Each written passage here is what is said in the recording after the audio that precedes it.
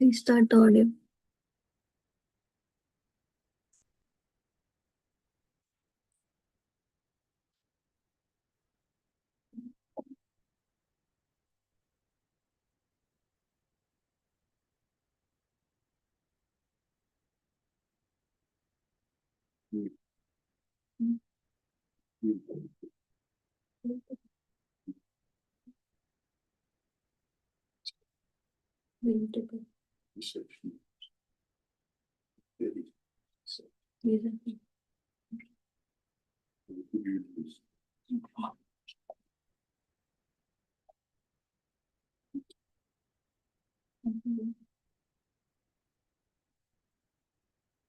So system of the ministry. February, January, September to yes, December.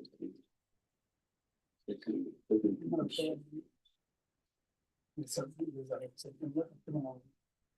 November 15th. So it will do at the end of it. We'll be there in August till end of November. Or we'll do end of August, September, October, November. You are counted like that. If it is September 10, October 10, 9. Like 1 month. Yes. Okay. If you apply now, then in 3-4 days, you will ask. If you apply in September, in December, you end. Not November. Okay, September 10, December.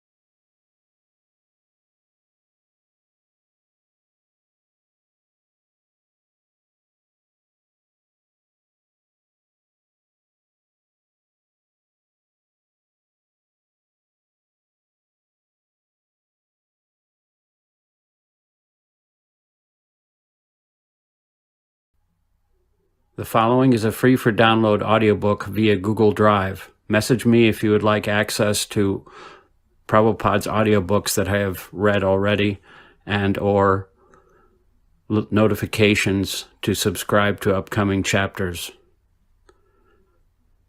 Srimad Bhagavatam, Canto 10, Chapter 16.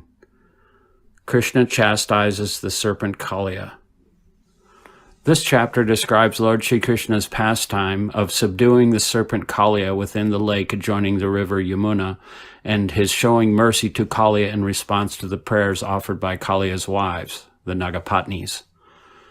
To restore the purity of the Yamuna's waters, which had been contaminated by Kaliya's poison, Lord Krishna climbed into a kadamba tree on the riverbank and jumped into the water. Then he began fearlessly playing within the water like a maddened elephant. Kaliya could not tolerate Krishna's trespassing upon his personal residence, and the serpent quickly went up to the Lord and bit him on the chest. When Krishna's friends saw this, they fell down on the ground unconscious. At that time, all sorts of evil omens appeared in Vraja, such as earth tremors, falling stars, and the trembling of various creatures' left limbs. The residents of Vrindavan thought, quote, "Today Krishna went to the forest without Balaram, so we do not know what great misfortune may have befallen him," end quote. Thinking in this way, they traced the path of Krishna's footprints to the bank of the Yamuna.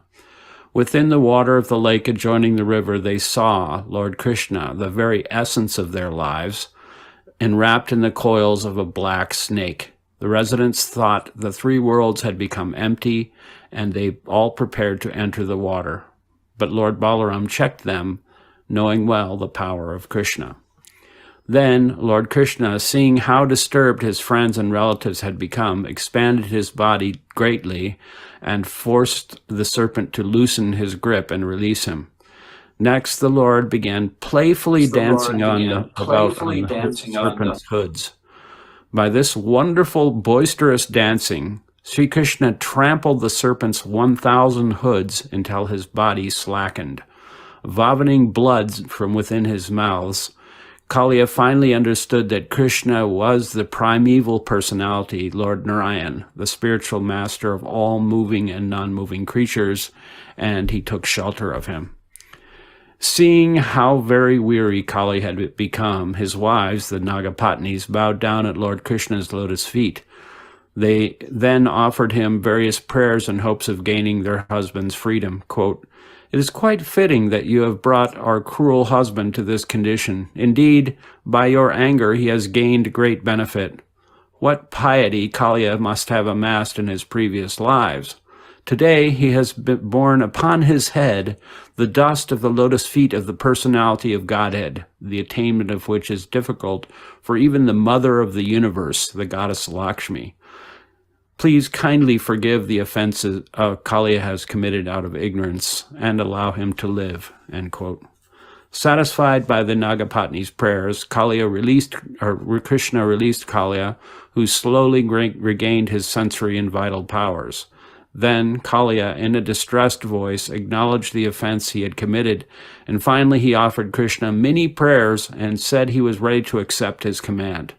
Krishna told him to leave the Yamuna lake and with his family and return to Ramanaka Island. Text 1.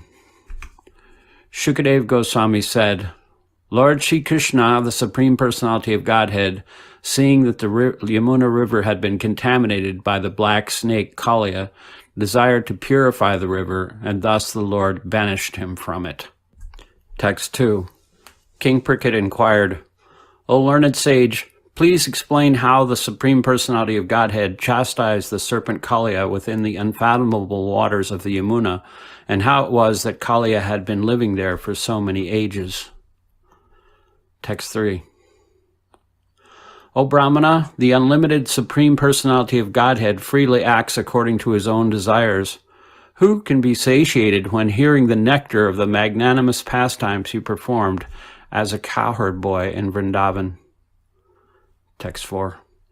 Sri Shukadeva Goswami said, Within the river Kalindi, Yamuna, was a lake inhabited by the serpent Kaliya, whose fiery poison constantly heated and boiled its waters. Indeed, the vapors thus created were so poisonous that birds flying over the contaminated lake would fall down into it. Purport. In this regard, the Acharyas explained that the Kaliya lake was situated apart from the main current of the river. Otherwise, the Yamuna's waters would have been poisoned even in cities like Mathura and other places further away. Text 5. The wind blowing over that deadly lake carried droplets of water to the shore. Simply by coming in contact with that poisonous breeze, all vegetation and creatures on the shore died. Purport. The word sthira, quote, unmoving creatures, end quote, refers to various types of vegetation, including trees, and jangama refers to moving creatures such as animals, reptiles, birds, and insects. Srila Sridhar Swami has further quoted a description of this lake from the Harivamsa, Vishnu Parva, 1142, 1144, and 1146. Durgham yojana vistaram, dustaram tridasharapi, gambiram akshokbhyajalam, nashkampam iva sagaram, dukho pasharpam tireshu, sasarpar vapalar balai, visharani bhavasyangar Dumena parvireshtitam. Trishnev api patasvapsu jalantvam eva tejasa samantat yojasam sangram tireshvapi durasadam. Quote, the lake was quite wide, 8 miles across at some points, and even the demigods could not cross over it. The water of the lake was very deep, and like the immovable depths of the ocean, could not be agitated. Approaching the lake was difficult, for its shores were covered with holes in which serpents lived. All around the lake was a fog generated by the fire of the serpent's poison, and this powerful fire would at once burn up every blade of grass that happened to fall into the water. For a distance of 8 miles from the lake, the atmosphere was most unpleasant, end quote. Srila Sanatana Goswami states that by the mystical science of Jalastamba, making solid items out of water, Kaliya had built his own city within that lake. Text 6. Lord Krishna saw how the Kaliya serpent had polluted the Yamuna river with his terribly powerful poison. Since Krishna had descended from the spiritual world specifically to subdue envious demons, the Lord immediately climbed to the top of a very high Kadamba tree and prepared himself for battle. He tightened his belt, slapped his arms, and then jumped into the poisonous water. Purport. According to the Acharyas, Lord Krishna also tied back the locks of his hair as he prepared to do battle with Kaliya. Text 7. When the Supreme Personality of Godhead landed in the serpent's lake, the snakes there became extremely agitated and began breathing heavily, further polluting it with volumes of poison. The force of the Lord's entrance into the lake caused it to overflow on all sides, and poisonous, fearsome waves flooded the surrounding lands up to a distance of 100 bow lengths. This is not at all amazing, however, for the Supreme Lord possesses infinite strength. Text 8. Krishna began sporting in Kaliya's lake like a lordly elephant, swirling his mighty arms and making the water resound in various ways. When Kaliya heard these sounds, he understood that someone was trespassing in his lake. The serpent could not tolerate this and immediately came forward. Purport. According to the Acharyas, Krishna was producing wonderful musical sounds within the water simply by splashing his hands and arms. Text 9. Kaliya saw that Sri Krishna, who wore yellow silken garments, was very delicate, his attractive body shining like a glowing white cloud, his chest bearing the mark of Shrivats, his face, smiling, beautifully and his feet resembling the whorl of a lotus flower. The Lord was playing fearlessly in the water. Despite his wonderful appearance, the envious Kaliya furiously bit him on the chest and then completely enwrapped him in his coils. Text 10. When the members of the cowherd community who had accepted Krishna as their dearmost friend saw him enveloped in the snake's coils, motionless, they were greatly disturbed. They had offered Krishna everything, their very selves, their families, their wealth, wives, and all pleasures. At the sight of the Lord in the clutches of the Kaliya snake, their intelligence became deranged by grief, lamentation, and fear, and thus they fell to the ground. Purport. Srila Sanatana Goswami explains that the cowherd boys, along with some cowherd men and farmers who happened to be in the vicinity and who were also devotees of Krishna, fell to the ground just like trees that had been cut at the root. Text 11. The cows, bulls, and female calves, in great distress, cried out piteously to Krishna. Fixing their eyes on him, they stood still in fear, as if ready to cry, but too shocked to shed tears. Text 12. In the Vrindavan area there then arose all three types of fearful omens, those on the earth, those in the sky, and those in the body of the living creatures, which announced imminent danger. Purport. According to Srila Sridhar Swami, the omens were as follows. On the earth were disturbing tremors. In the sky there were meteors falling, and in the bodies of creatures there was shivering, as well as quivering of the left eye and other parts of the body. These omens announce imminent danger. Text 13 through 15. Seeing the inauspicious omens, Nanda Maharaj and the other cowherd men were fearful because they knew that Krishna had gone to herd the cows that day without his elder brother Balaram. Because they had dedicated their minds to Krishna, accepting him as their very life, they were unaware of his great power and opulence. Thus they concluded that the inauspicious omens indicated that he had met with death, and they were overwhelmed with grief, lamentation, and fear. All the inhabitants of Vrindavan, including the children, women, and elderly persons, thought of Krishna just as a cow thinks of her helpless young calf, and thus these poor, suffering people rushed out of the village, intent upon finding him. Text 16. The Supreme Lord Balaram, the master of all transcendental knowledge, smiled and said nothing when he saw the residents of Vrindavan in such distress, since he understood the extraordinary power of his younger brother. Purport. Sri Balaram is a plenary expansion of Lord Krishna and thus non-different from him. They are, in fact, the same absolute truth manifest in separate forms.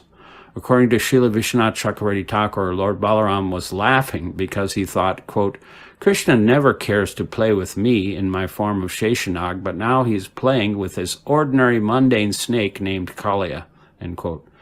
The question may arise as to why Krishna and Balaram allowed their loving devotees to suffer such great anguish during Krishna's temporary imprisonment within the coils of Kaliya. It must be remembered that because the inhabitants of Vrindavan were completely liberated souls, they did not experience material emotions. When they saw their beloved Krishna in apparent danger, their love for him intensified to the highest degree, and thus they merged completely into the ecstasy of love for him. The whole situation has to be seen from the spiritual point of view, or it will not be seen at all. Text 17. The residents hurried toward the banks of the Yamuna in search of their dearmost Krishna, following the path marked by his footprints, which bore the unique signs of the personality of Godhead. Text 18. The footprints of Lord Krishna, the master of the entire cowherd community, were marked with the lotus flower, barleycorn, elephant goad, thunderbolt, and flag.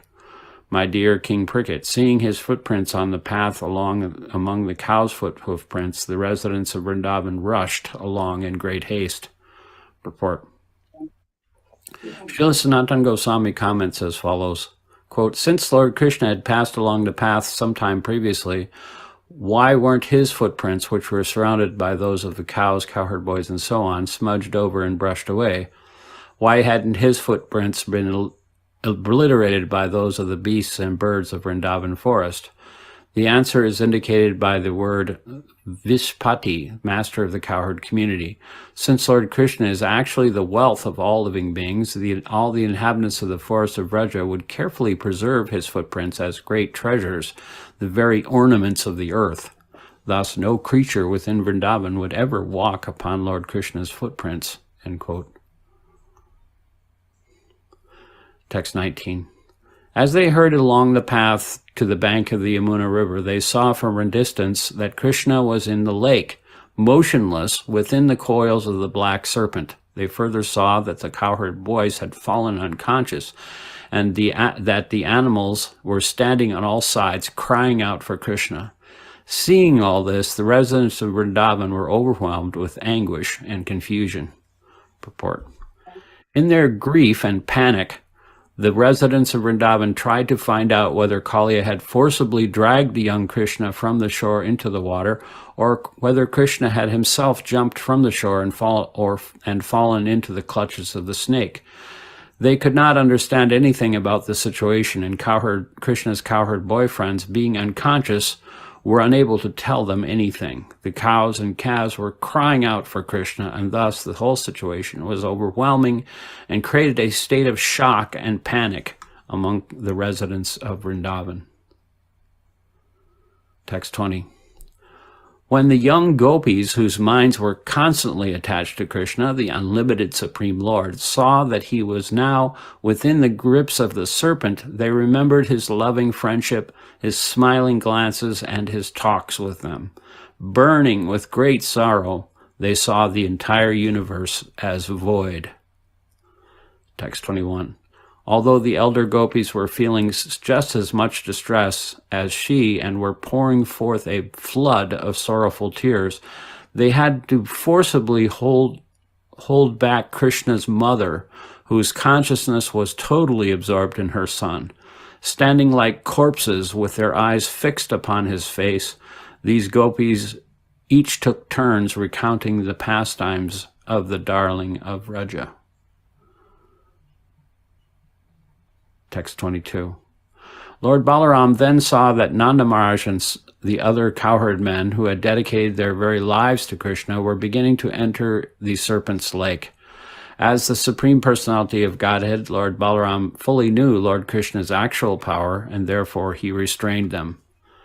Purport. Srila Sanatana Goswami explains that Lord Balaram checked some of the cowherd men by speaking to them, others by physically holding them, and still others by casting upon them his potent smiling glance. Distraught over the situation, they were prepared to give up their lives for Lord Krishna by entering the serpent's lake. Text 23. The Lord remained for some time within the coils of the serpent, imitating the behavior of an ordinary mortal. But when he understood that the women, children, and other residents of his village of Gokul were in acute distress because of their love for him, their only shelter and goal in life, he immediately rose up from the bounds of the Kaliya serpent. Text 24. His coils tormented by the expanding body of the Lord, Kaliya released him. In great anger, the serpent then raised his hoods high and stood still, breathing heavily. His nostrils appeared like vessels for cooking poison, and the staring eyes in his face like firebrands. Thus the serpent looked at the Lord. Text 25. Again and again, Kaliya licked his lips with his bifurcated tongues as he stared at Krishna with a glance full of terrible poisonous fire.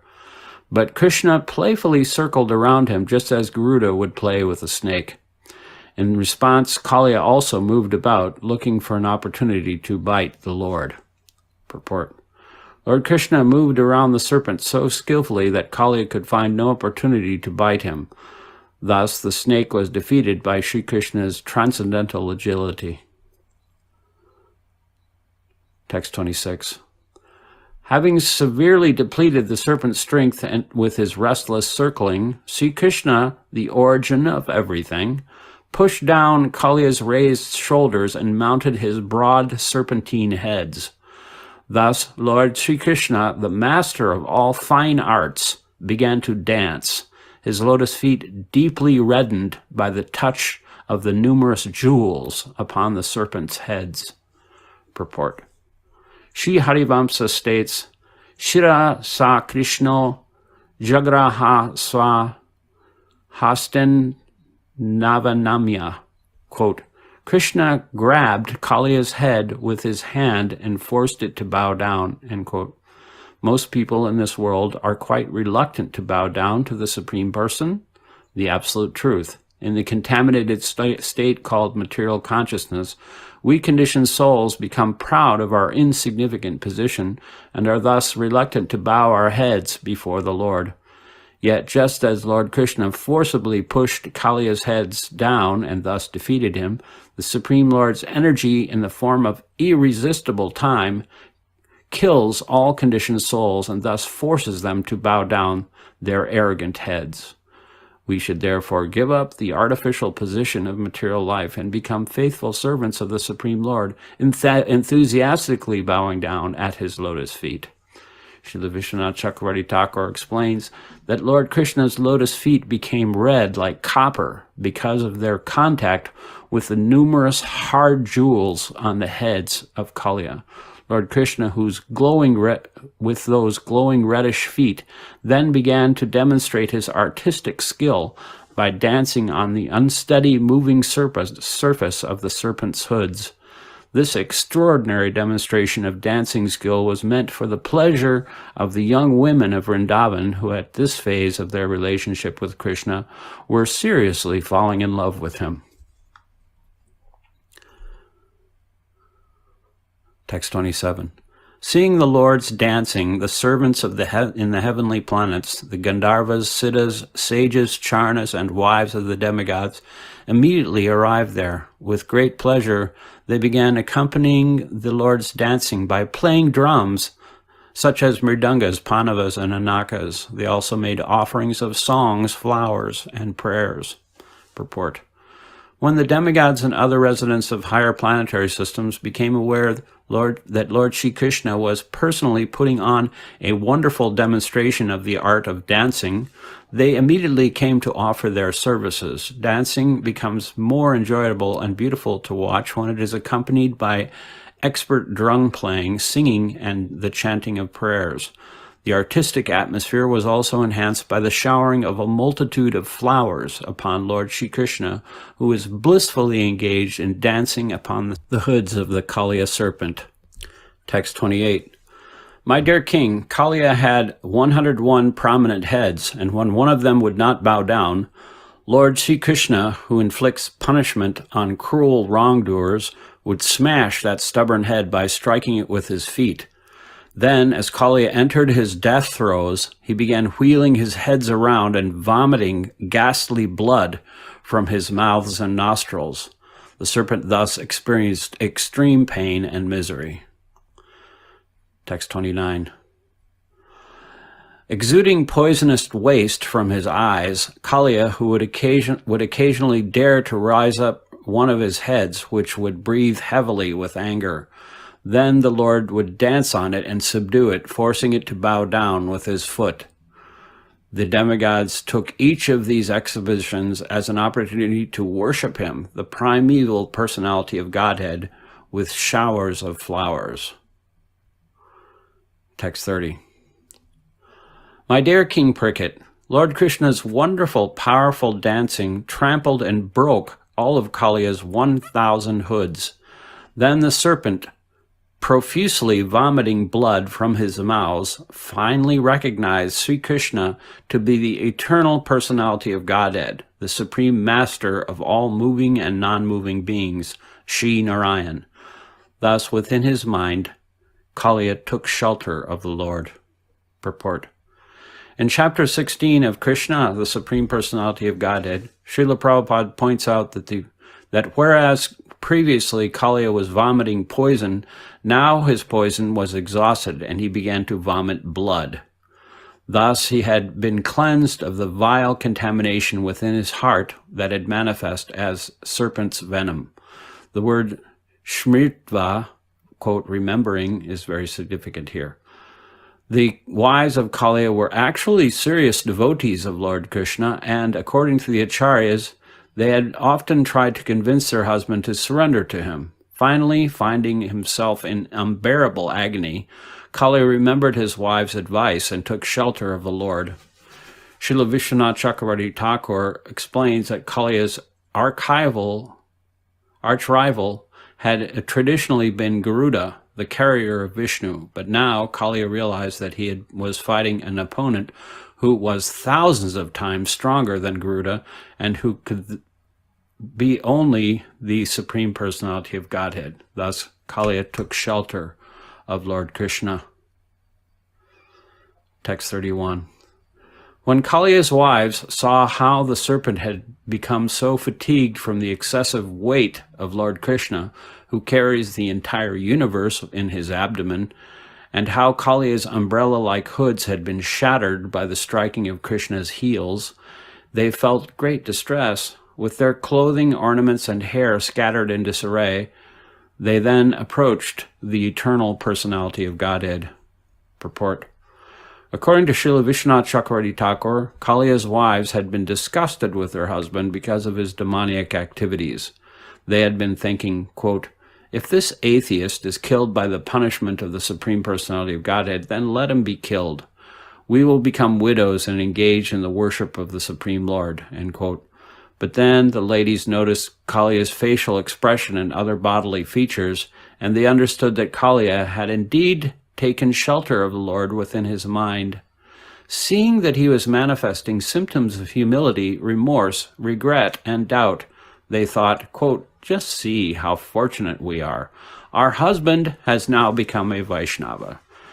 Therefore, we must now endeavor to protect him, end quote. They felt affection for their repentant husband and severe distress because of his miserable position, and thus they all together went to the presence of the Supreme Lord. Text 32. Their minds very much disturbed, those saintly ladies placed their children before them and then bowed down to the Lord of all creatures, laying their bodies flat upon the ground. They desired the liberation of their sinful husband and the shelter of the Supreme Lord, the giver of ultimate shelter, and thus they folded their hands in supplication and approached him. Text 33. The wives of the Kaliya serpent said, the punishment this offender has been subjected to is certainly just. After all, you have incarnated within this world to curb down envious and cruel persons. You are so impartial that you look equally upon your enemies and your own sons, for when you impose a punishment on a living being, you know it to be for his ultimate benefit. Text 34. What you have done here is actually mercy for us, since the punishment you give to the wicked certainly drives away all their contamination. Indeed, because this conditioned soul, our husband, is so sinful that he has assumed the body of a serpent, your anger toward him is obviously to be understood as your mercy. Purport.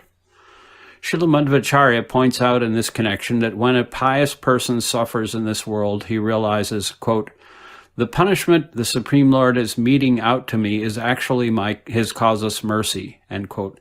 Envious persons, however, even after being punished by the Lord for their purification, continue to envy him and be resentful, and this attitude is the reason for their continued failure to understand the absolute truth. Text 35. Did our husband carefully perform austerities in a previous life with his mind free of pride and full of respect for others? Is that why you are pleased with him? Or did he in some previous existence carefully execute religious duties with compassion for all living beings? And is that why you, the life of all living beings, are now satisfied with him? Purport. In this regard, Srila Prabhupada comments on his Krishna, the Supreme Personality of Godhead, chapter 16, quote, The Nagapatnis confirm that one cannot come in contact with Krishna without having executed pious activities in a devotional service in his previous lives. As Lord Chaitanya advised in his Shikshastika, one has to execute devotional service by humbly chanting the Hare Krishna mantra, thinking oneself lower than the straw in the street, and not expecting honor for himself, but offering all kinds of honor to others. The Nagapatnis were astonished that although Kaliya had the body of a serpent as a result of grievous sinful activities, at the same time he was in contact with the Lord to the extent that the Lord's lotus feet were touching his hoods. Certainly, this was not the result of pious activities. These two contradictory facts astonished them. Text 36. O Lord, we do not know how the serpent Kaliya has attained this great opportunity of being touched by the dust of your lotus feet. For this end, the goddess of fortune performed austerities for centuries, giving up all other desires and observing austere vows. Text 37.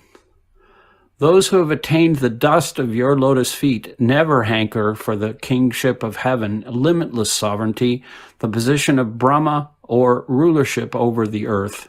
They are not interested even in the perfections of yoga or in liberation itself. Text 38.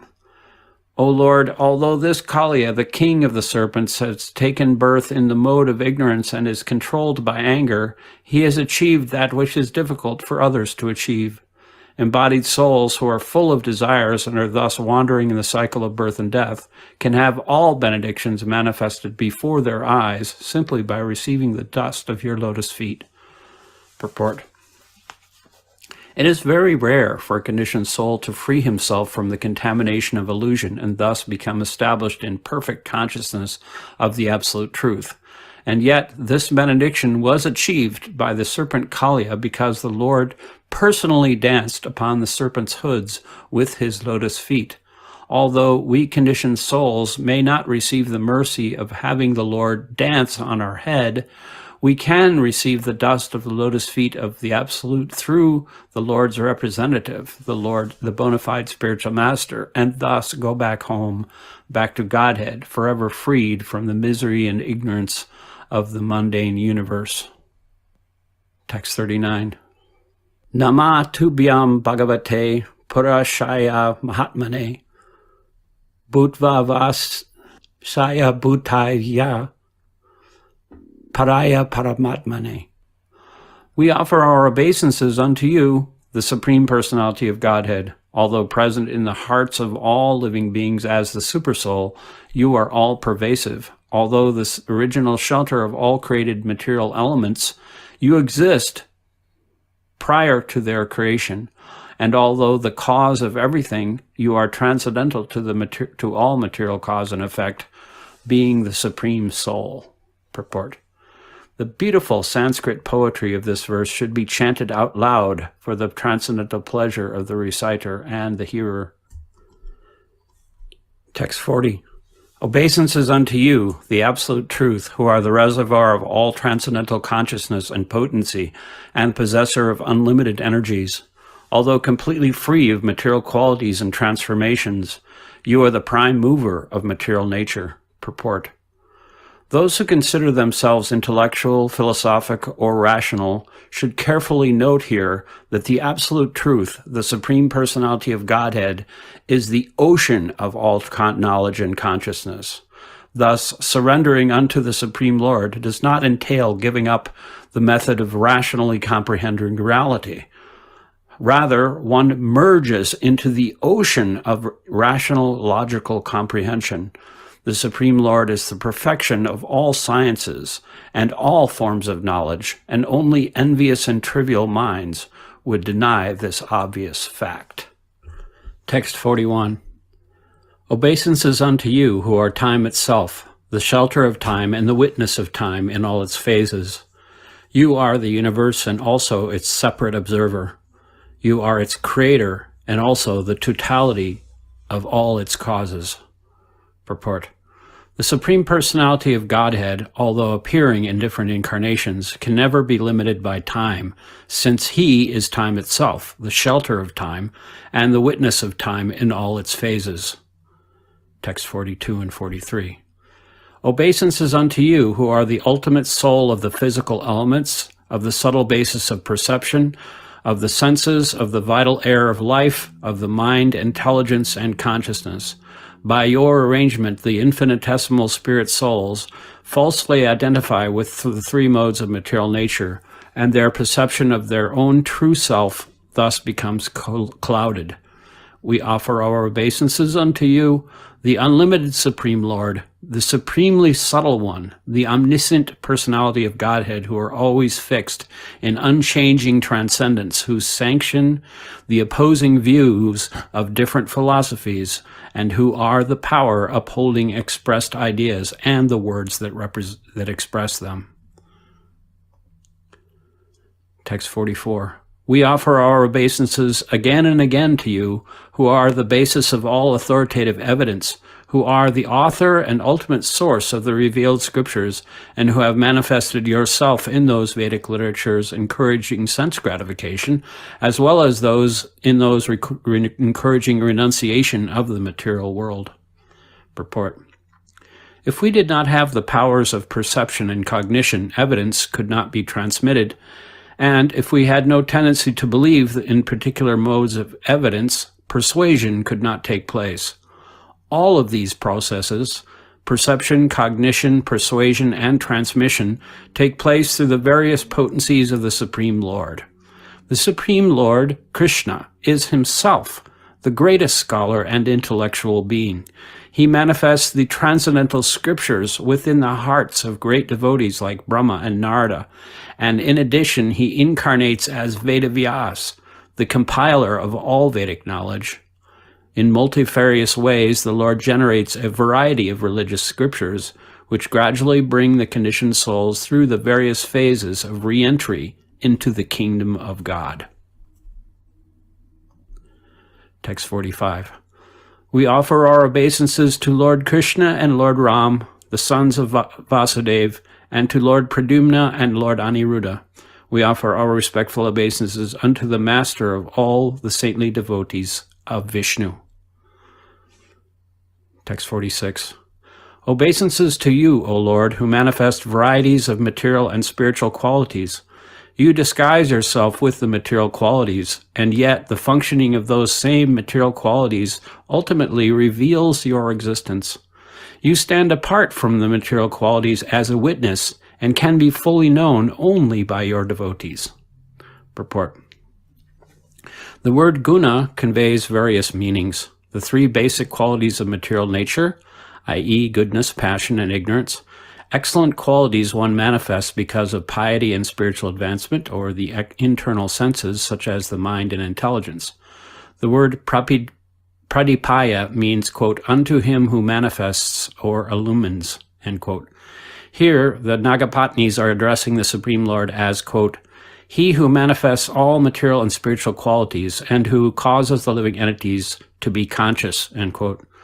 One can see the Lord by going beyond the screen of material nature, and therefore he is called Gunatma Chadanyaya. If one methodically and intelligently studies the functioning of the material qualities, he will ultimately conclude that there is a Supreme Personality of Godhead and that he exhibits his illusory potency to bewilder those who do not surrender unto him. The Lord is never affected by the modes of nature, being their witness, and thus he is known as Gunadrashtre. The word sva indicates, quote, one's own, end quote, and thus svadsamvide means that Lord Krishna can be known only by his own people, the devotees, and also that ultimately only the Lord can know himself perfectly. Therefore, we should take Lord Krishna's instructions in Bhagavad Gita and immediately come to the right conclusion, full surrender to the Lord's lotus feet. Thus, we should humbly glorify the Lord, following the example of the Nagapatnis. Text 47. O Lord Hrishikesh, master of the senses, please let us offer our obeisances unto you, whose pastimes are inconceivably glorious. Your existence can be inferred from the necessity for a creator and revealer of all cosmic manifestations. But although your devotees can understand you in this way, to the non-devotees you remain silent, absorbed in self-satisfaction. Text 48. Obeisances unto you who know the destination of all things, superior and inferior, and who are the presiding regulator of all that be. You are distinct from the universal creation, and yet you are the basis upon which the illusion of material creation evolves, and also the witness of this illusion. Indeed, you are the root cause of the entire world. Purport. The words para and avara indicate superior subtle elements and inferior gross ones. The words also indicate superior personalities, devotees of the Lord, and inferior personalities who are unaware of the glories of the Lord. Lord Krishna knows the destiny of all superior and inferior entities, animate and inanimate, and as the supreme absolute truth, he remains in his unique position above everything, as indicated by the word sarvadhyakshaya.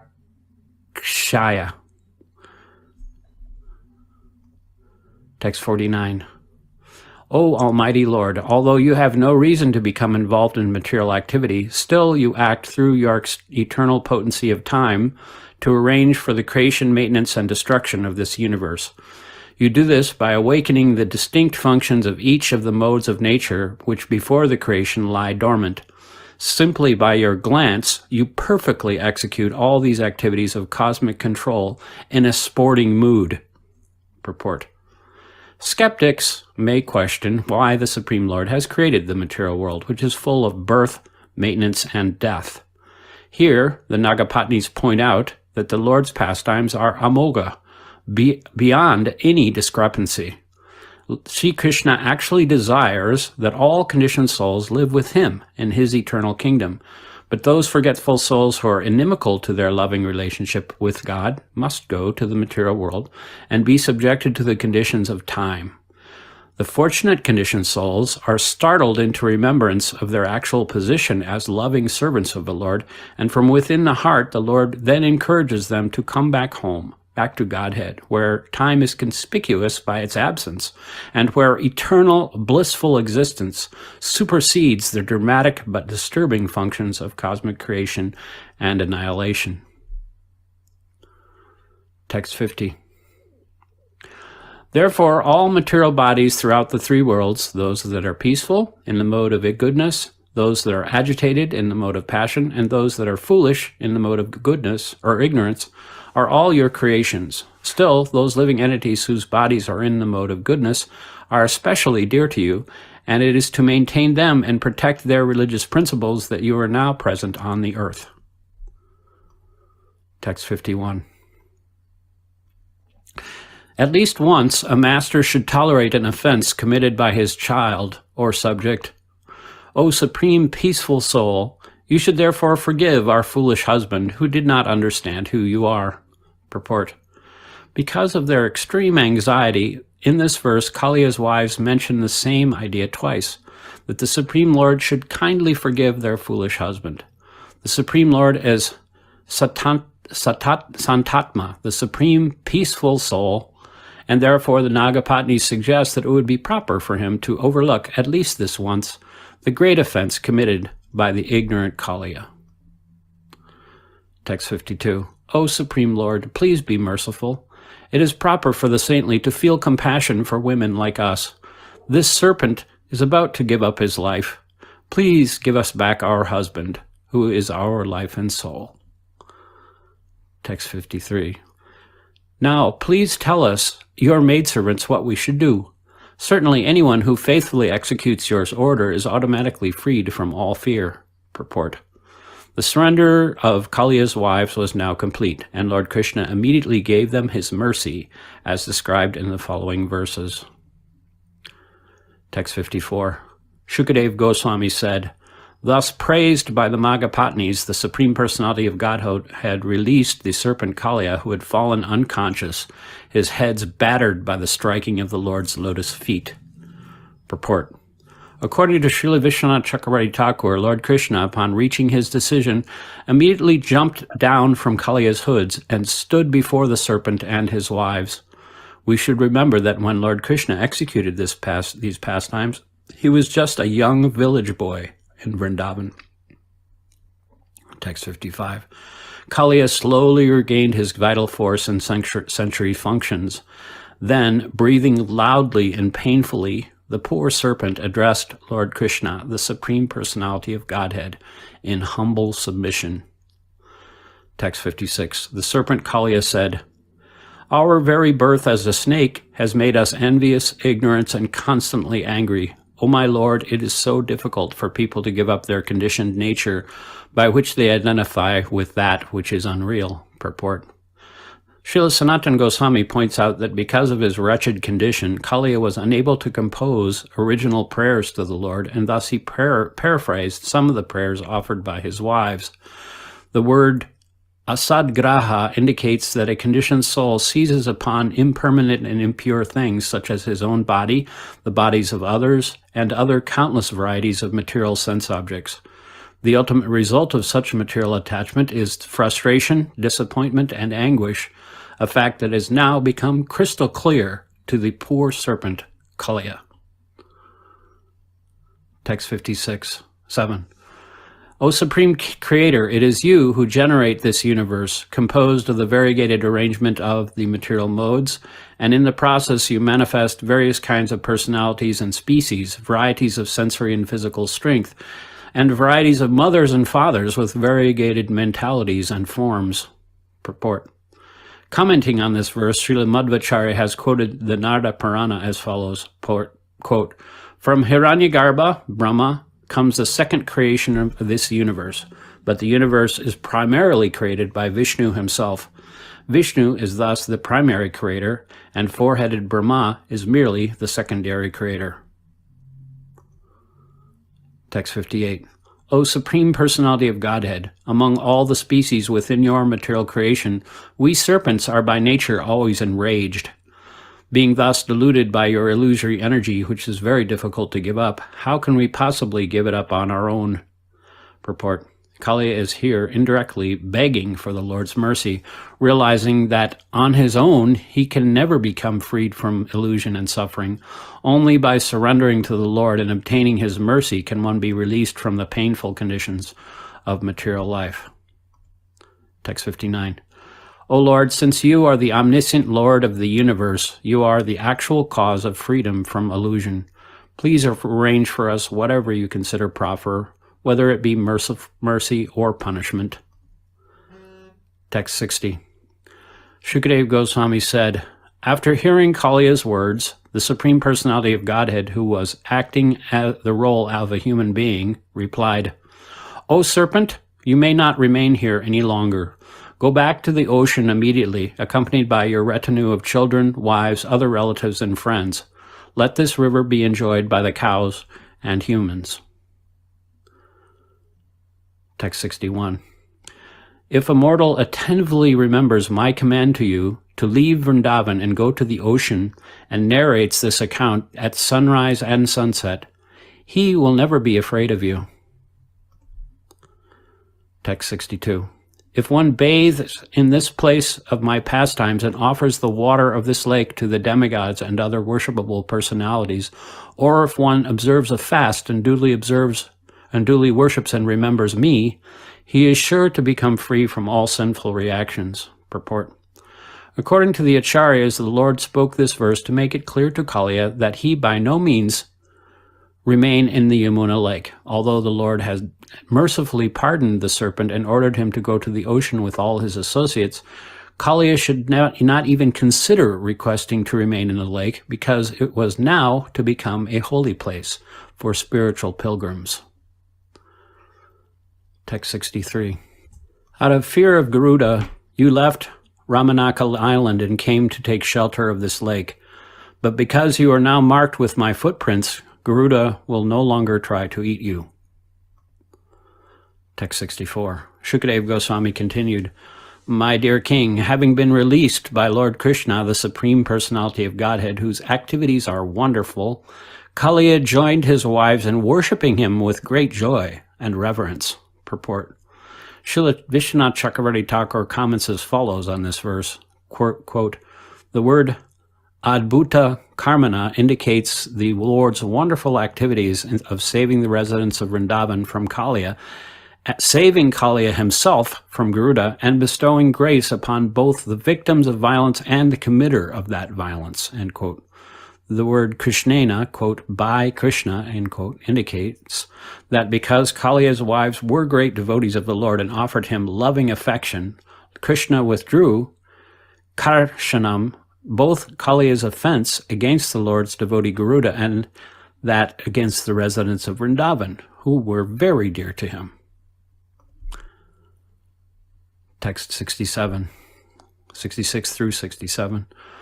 Kaliya worshipped the Lord of the universe by offering him fine garments along with necklaces, jewels, and other valuable ornaments, wonderful scents and ointments, and a large garland of lotus flowers. Having thus pleased the Lord, whose flag is marked with the emblem of Garuda, Kaliya felt satisfied. Receiving the Lord's permission to leave, Kaliya circumambulated him and offered him obeisances.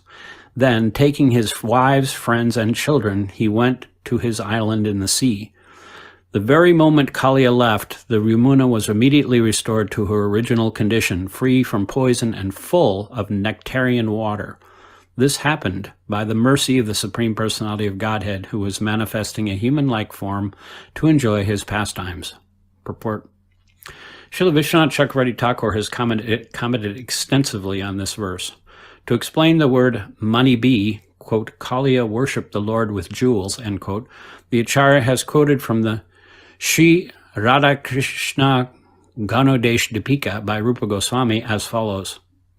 Kashtubhakyo maniryena pravishya hradam ragam Kaliya prayasi vrinda hastair atmo paharita.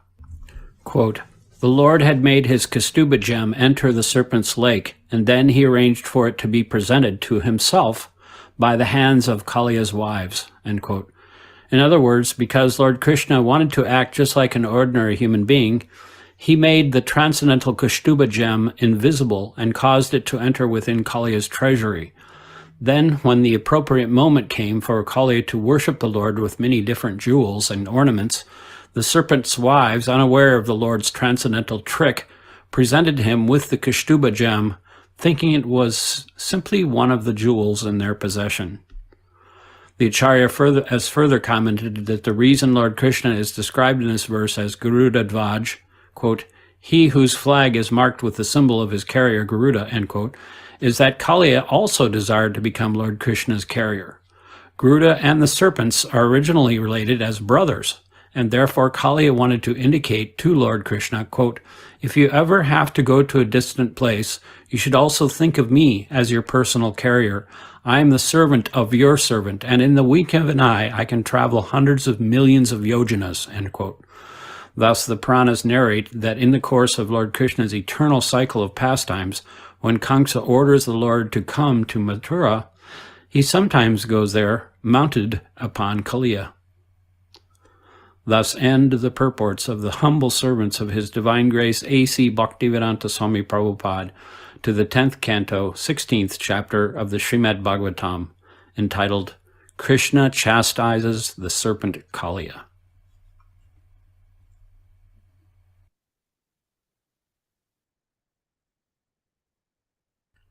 The following is a free-for-download audiobook from Google Drive.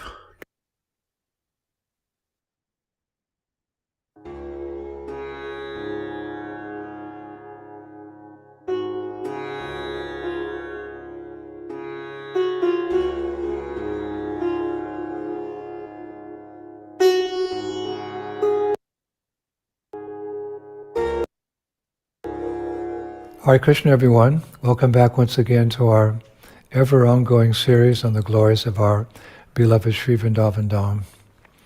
Namo Om Vishnu Padaya Krishna Pashtaya Bhutale Srimate Bhaktivedanta Swaminiti Namane Namaste Saraswati Deve Gauravani Pacharine Nivishesha Shunyavadi Paschata Deshatarine. All glories to Srila Prabhupada. So we're continuing with our mini-series on stimulation for ecstatic love, and this will be part 61. In this lecture, I would like to continue with the theme of dancing in Vrindavan that we discussed last week. In that lecture, we briefly mentioned Krishna's dancing on the hoods of the Kaliya serpent. You may remember. And I would like to begin today by going a little deeper into that pastime for the purpose of seeing how Krishna's dancing on Kaliya's hoods was more for attracting the attention of the young gopis of Vrindavan than simply chastising a demon. You may remember that last week we quoted Srila Vishwanath Chakravarti Thakur's commentary on Srimad Bhagavatam 10.16.2, wherein he wrote, Krishna was dancing on Kaliya to show the young gopis his dancing skills so that their purva rag, meaning their budding love, for him would increase. So in Brihad Bhagavatamrita, Ananda Vrindavan Champu, and Gopal Champu, we find more details of this particular pastime and what was Krishna's real and true intention. So therein it's described that jumping on top of Kaliya's main hood, Krishna kicked it repeatedly, weakening the serpent's other hoods at the same time. It's described that, like an expert snake charmer, the Lord quickly got Kaliya under his control. Then Krishna glanced at the Brajabasis, who were watching all of this from the banks of the Jamuna, as if to say, now, watch this. Now watch this. And as Krishna continued dancing on Kaliya's hoods, the soles of his feet became reddened by the glow of Kaliya's jewels. And as the battle continued, Kaliya would raise one head behind Krishna, who would gracefully slap that hood with his palm and then jump on top of it to continue his dance, uttering sounds like tie, tie, tie, tie, in imitation of, percussion instruments.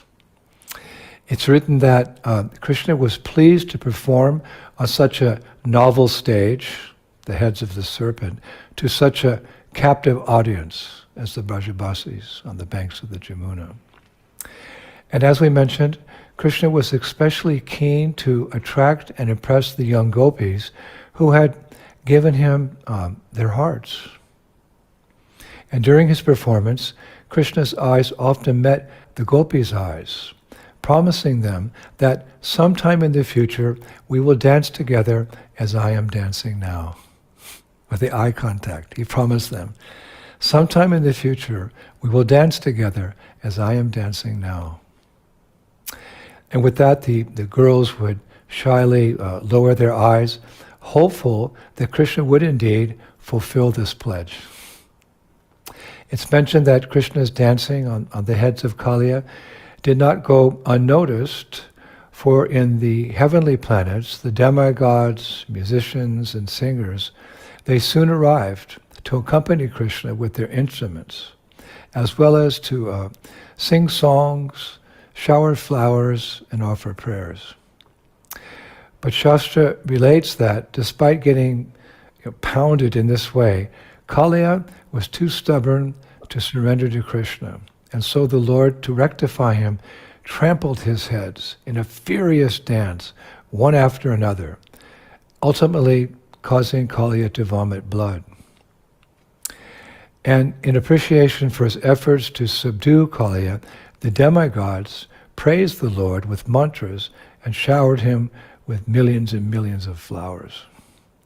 And to reciprocate with their devotion, Krishna kicked Kaliya's hoods even more with his artistic dancing.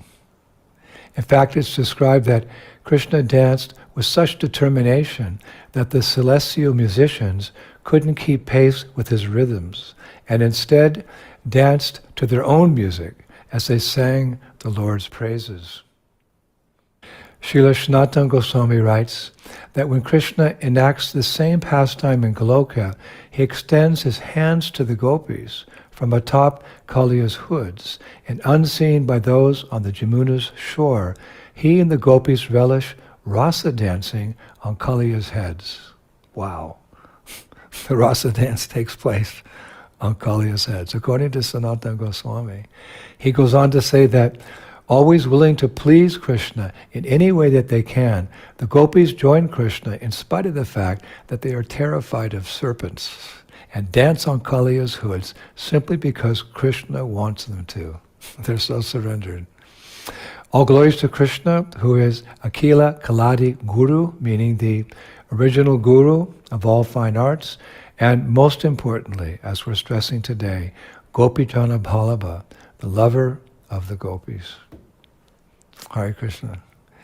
So in this way, and others, Krishna would delight the residents of Vrindavan with his extremely blissful dancing pastimes. The famous devotee poet Vaishnav Das captures this mood very nicely in his poem, which he entitled really nicely, Dance More, Dance More. That's the title of the poem. It can be found in Gokula Nanda Sen's Pada Kalpaturu Pramata Kanda. It was page 963. Therein he writes, Nachari Nachari Mora Rama Damodara Yata Nachatada Diva Shkira Nanashara. Mother Yasoda tells Krishna and Balaram, my dear Ram and Damodar, dance more, dance more. I'll give you condensed milk, butter, and cream. Then, Ami nahi dheki bhacha nacha ara bhara. Kalaya kantiya diva mani maya hara. Oh, I didn't see you dance. Dance again. Then I will give you a garland of jewels. Ta ta taya taya bale nandarani. Kare tali diya nache Rama Yadumani. The queen of Maharaj Nanda, Yashoda, gives the beat and directs their dance, ta ta, taya taya. Rama and Krishna, the jewels of the Yadu dynasty, clap their hands and dance in time. Rama Kanu ora mora, ora Rama Kanu. Mani maya jori bhaje, jala mali tanu. Yashoda sings, oh my dear Ram and Kanu, Krishna, you look so beautiful with your effulgent bodies and jeweled crowns on your heads. Hare Krishna. We thank that poet. Now last week we mentioned that Lord Chaitanya, the Yuga avatar, and of course the combined form of Radha and Krishna, very mercifully brought such chanting and dancing from Goloka Vrindavan to this world 500 years ago for the purpose of delivering all fallen souls back home, back to Godhead.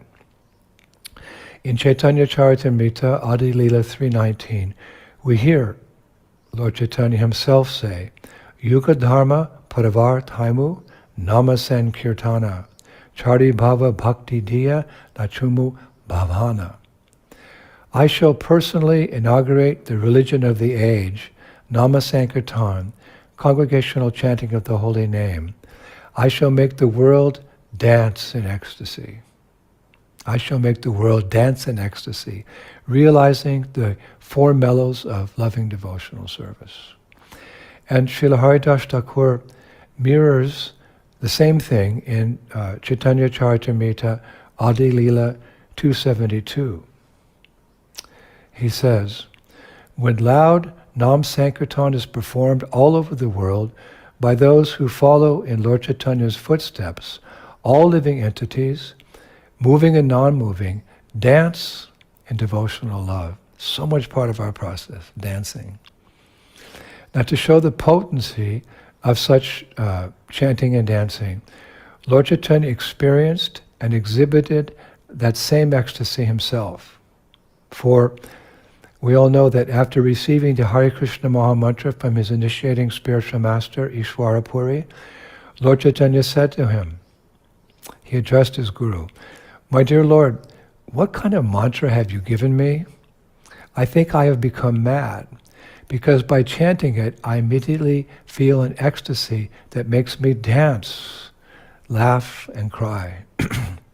And Ishwarapuri replied, Krishna Nam Maha Man Trera E Ta Svabhava. Yes, it is the nature of the Hare Krishna Maha Mantra that anyone who chants it immediately develops loving ecstasy for Krishna. So chanting and dancing. So Lord Chaitanya himself chanted and danced as a perfect example of how we can become Krishna conscious. And so did his associates. They set the same example by chanting and dancing for us. For example, in the Sad Goswami Ashtakam by Srinivasacharya, he confirms this in the very first verse, famous verse.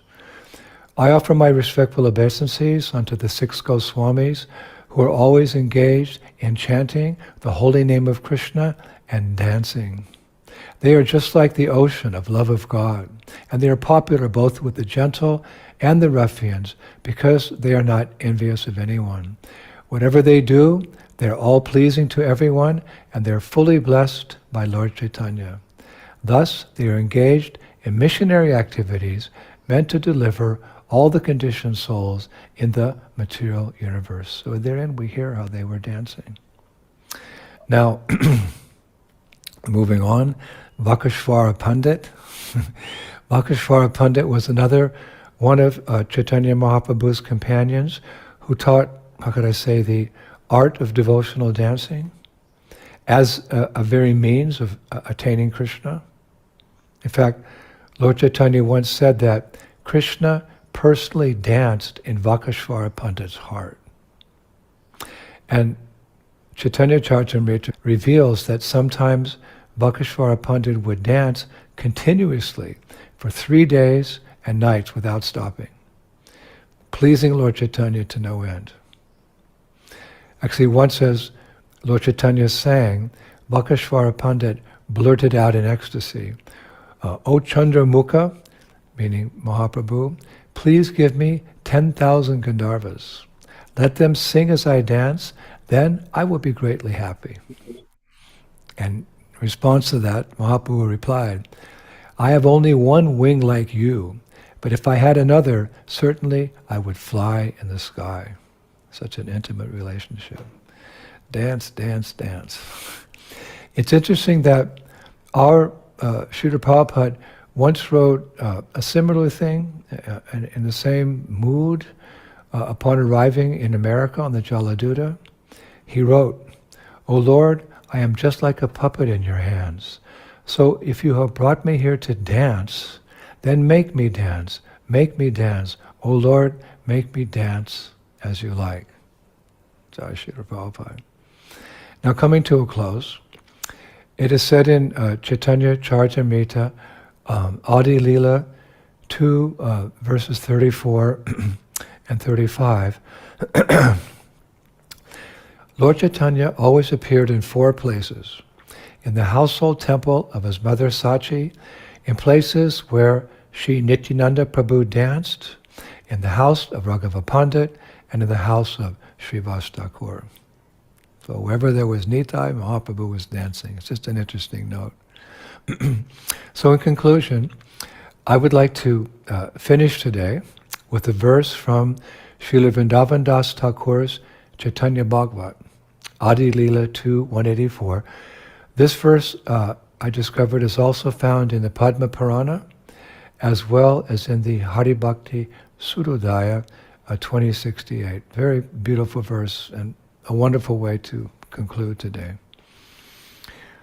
My dear King, when Krishna's devotees dance in kirtan, they destroy the inauspiciousness of the earth by the touch of their feet, the directions by their glance, and the higher planetary systems by their upraised arms. Hare Krishna. Dance, dance, dance. So thank you, Prabhu, as I'm addressing you today from Chennai in South India. We're on a traveling Sankirtan party here for 5 weeks, visiting all the temples, the wonderful devotees, having ecstatic kirtans, and following the advice, dancing in ecstasy. So we'll see you next Friday. Shri Shri Gaur Nitai ki, Shri Shri Krishna Balaram ki, Shri Shri Radha Shama Sundar ki, Vrindavaneshwari Shrimati Radharani ki, Mayapur Dham ki, Shri Shri Gaur Nitai ki, the dancing of Gaur Nitai ki, our dancing along with them ki, Shri Krishna Sankirtan Yagya ki, Nitai Gaur Pimanandi, Jai Jai Sisi Radhe Sharm. Glories to Srila Prabhupada. Hare Krishna.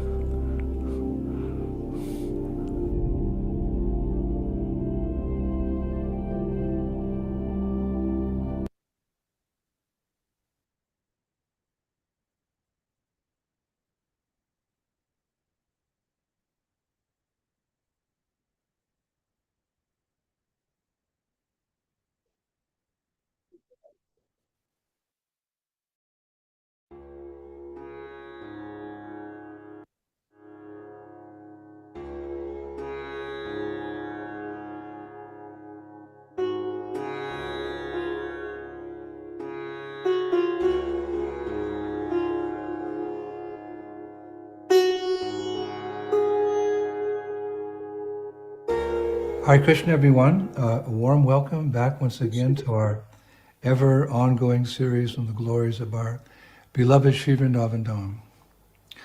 Nama Om Vishnupadaya Krishna Pishtaya Bhutale.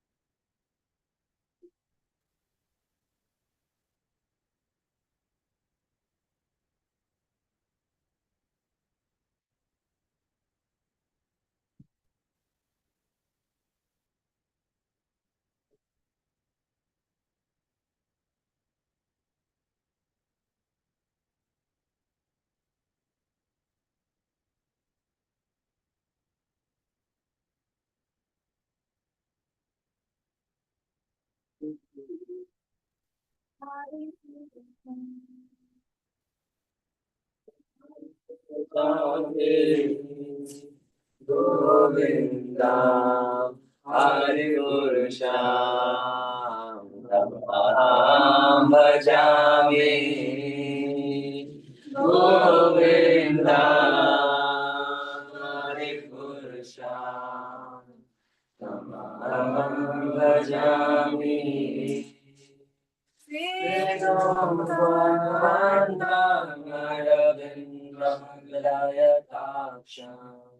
Bhagavatam Samasitam Buddha Sundarangam Kandarpakoti Kamaniya Vishesha Shobha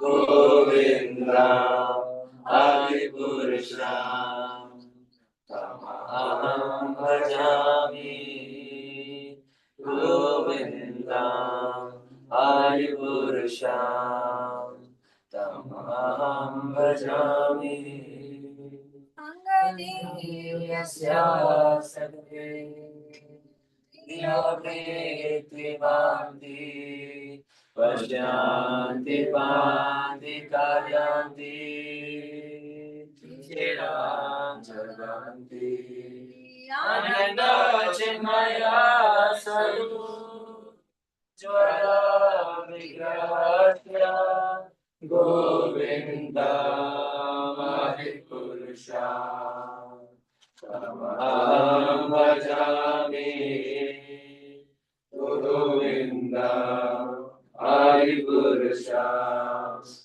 Tamaham bhajami.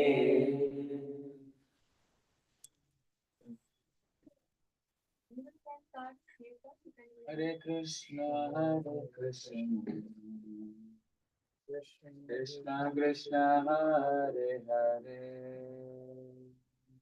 Hare Rama,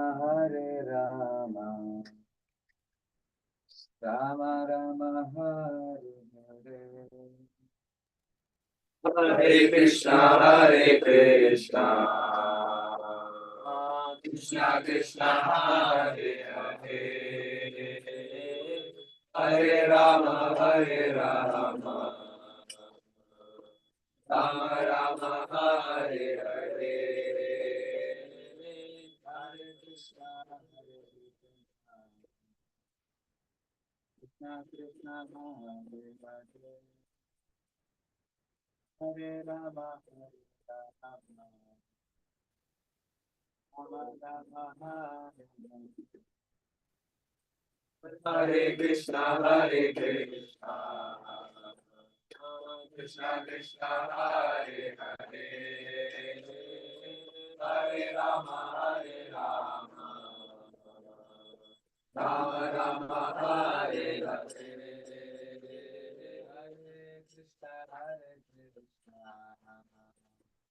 Krishna Krishna, Hare Hare, Hare Rama, Rama Rama, Hare Hare. Hare Krishna, Krishna Krishna, Hare Hare, Hare Rama, Rama Rama, Hare Hare. Hare Krishna, Krishna Krishna, Hare Rama, Rama Rama, Hare Krishna, Krishna Krishna, Hare Hare, Hare Rama, Rama Rama, Hare Hare. Hare Krishna, Krishna Krishna, Hare Hare, Hare Rama, Rama Rama, Hare Hare. Hare Krishna, Krishna Krishna, Hare Hare Rama, Hare Rama, Rama Rama, Hare Hare. Hare Krishna, Hare Krishna, Krishna Krishna, Hare Hare. Hare Rama, Hare Rama.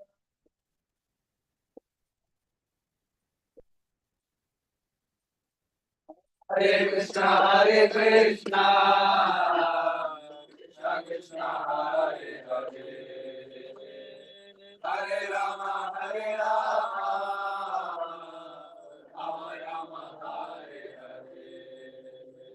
Hare Krishna, Hare Krishna, Krishna Krishna, Hare Hare. Hare Rama, Hare Rama,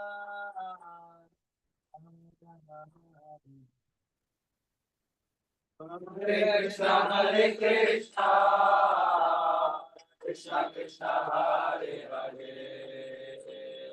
Hare Rama, Hare Rama, Rama Rama, Hare Hare.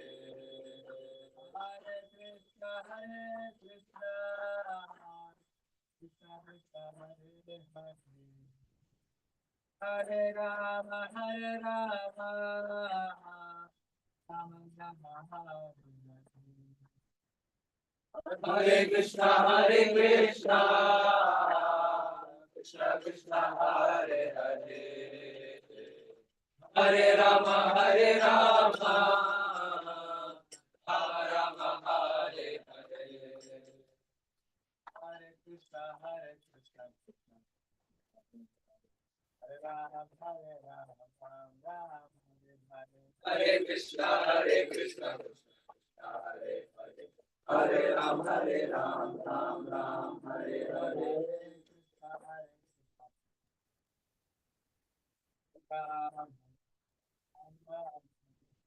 Hare Krishna, Hare Krishna, Krishna Krishna, Hare Hare.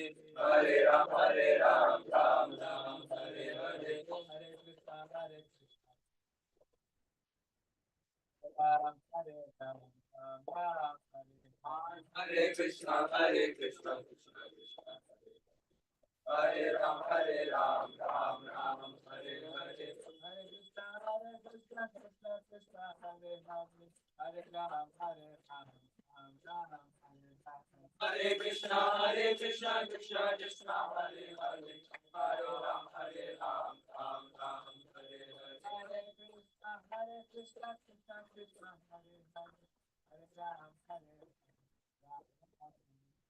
Hare Krishna, Hare Krishna, Krishna Krishna, Hare Hare. Hare Ram, Hare Ram, Ram Ram, Hare Hare. Hare Krishna, Krishna Krishna, Hare Hare. Hare Ram, Hare Ram. Hare Krishna, Hare Krishna, Krishna Krishna, Hare Hare. Hare Ram, Hare Ram, Ram Ram, Hare Hare.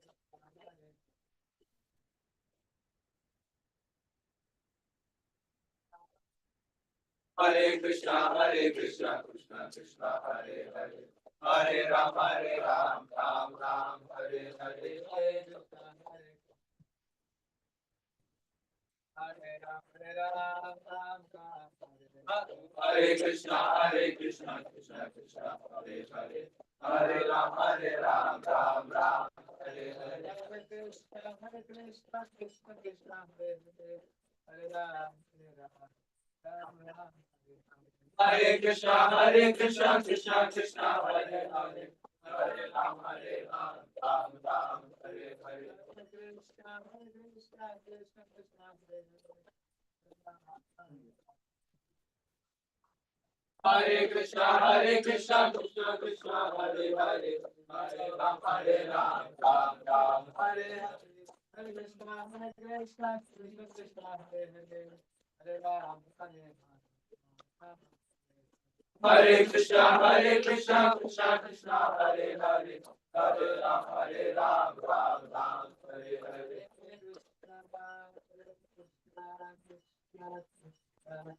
Hare Hare. Hare Rama, Hare Rama, Rama Rama, Hare Krishna, Krishna Krishna, Hare Hare, Hare Rama, Rama Rama, Hare Hare.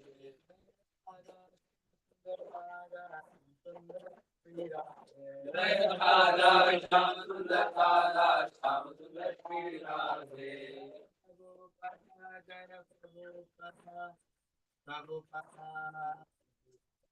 Jaya Prabhupada, Prabhupada, Prabhupada, Jaya Prabhupada.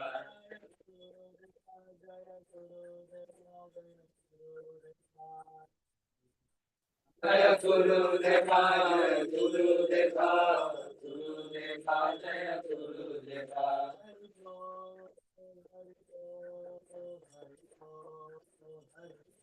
Hari Hari Hari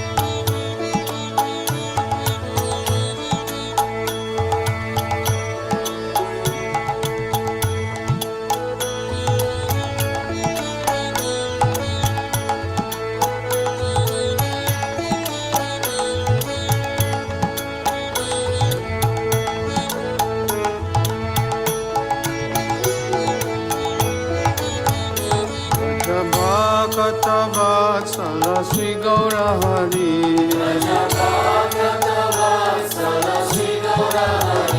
Vajabhakata Vatsala Sri Gaurahari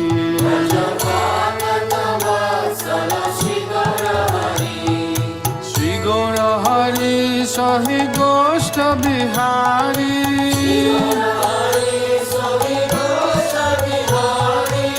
Nanda Jasomati Chitahari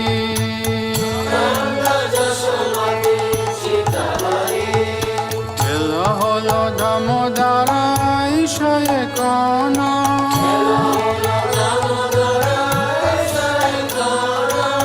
Bhova Mandire Basi Karaha Bhojana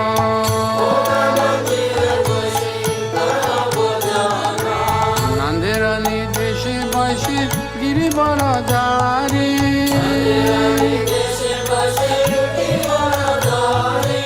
Baladeva Saha Sokha Vaise Sari Sari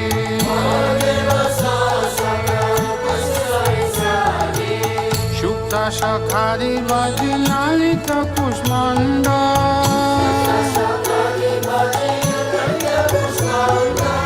Dalidana Dugda Tumi Dadi Mocha Kanda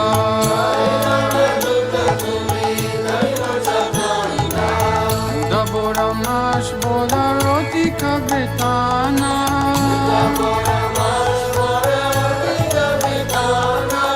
Chaskuli Pista Kakir Puli Payasana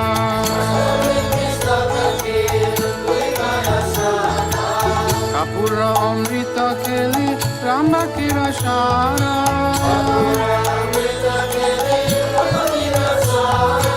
Amrita Rasalanga Dvadasha Pakora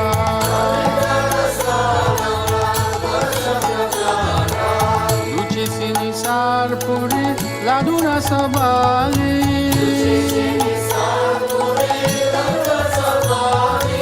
Bhojana Korena Krishna Hoye Kutuhali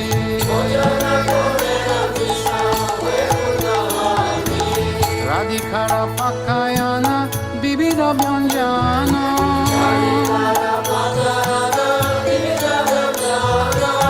পরময়ানন্দে Krishna করে না বোঝানো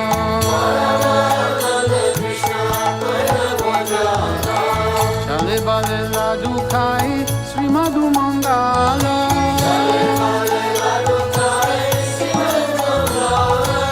বগল বজায় দেয়া হরি বলো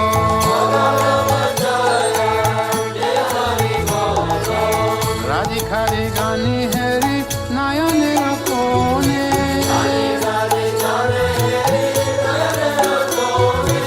তৃপ্ত হয়ে খায় কৃষ্ণ যশোদা ভবানী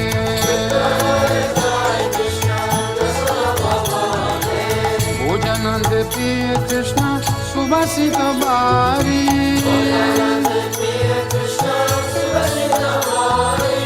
সবে মুখ প্রকালয় করে সরি সরি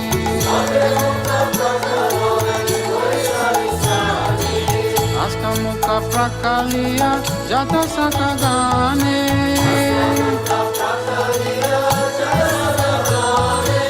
আনন্দে বিশ্রাম করে বলদেব সানে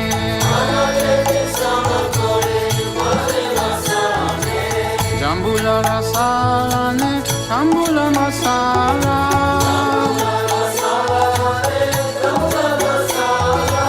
তাহাকে কৃষ্ণচন্দ্র সুখে নিজ গেলা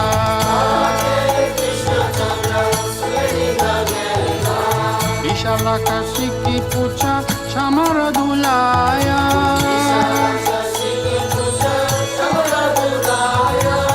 অপূর্ব সায়ায় কৃষ্ণ সুখে নিরয়ায়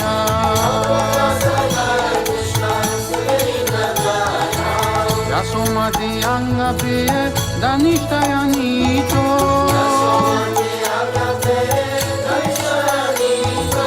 শ্রীকৃষ্ণ প্রসাদ রাধা কুঞ্জে হয়ে প্রীত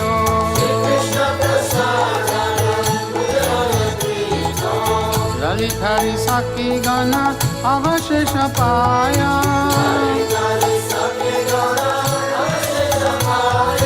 মনে মনে সুখে রাধা কৃষ্ণ গুণ গায়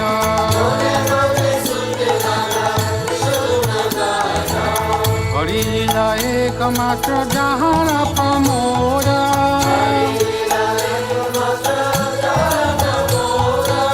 ভোগারতি গায় ঠাকুর ভক্তি বিনোদ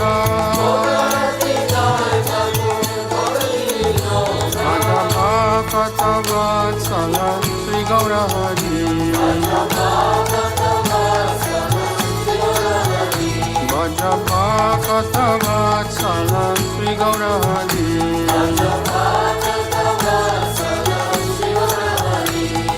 শ্রী গৌর হরি সহি গোষ্ঠ বিহারী শ্রী গৌর হরি সহি গোষ্ঠ বিহারী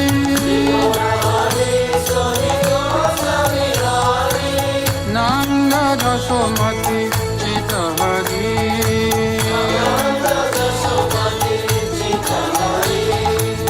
নন্দ যশোমতি চিত হরি ভজ গোবিন্দ গোবিন্দ গোপালা